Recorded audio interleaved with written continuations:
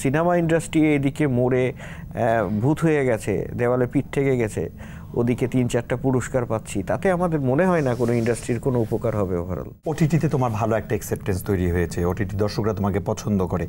এই ওটিটিতে সিনেমা বানানো, ওটিটিরাই এখন সিনেমা ইনভেস্ট করছে, ওটিটিতে রিলিজ দিচ্ছে, ওয়ার্ল্ড ওয়াইড রিলিজ দিচ্ছে, এই ব্যাপারগুলো আমাদের শিল্পের জন্য কতটুকু সহায়ক বা নাকি ক্ষতিকারক, তোমার দৃষ্টিভঙ্গিটা জানতে চাই।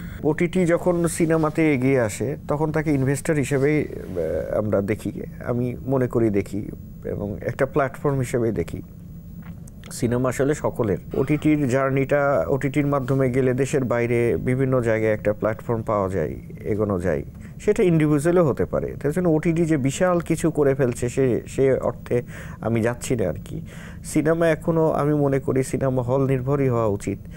সেখান থেকে যে বাণিজ্যটুকু, যে সেটা আমরা প্রত্যেকেই সুবিধাভোগী পাই, ইন্ডাস্ট্রিটা গড়ে উঠুক, এর মাঝে মাঝে কিছু সিনেমা বাইরে যাক, ইন্টারন্যাশনাল পুরস্কার পেয়ে উঠুক।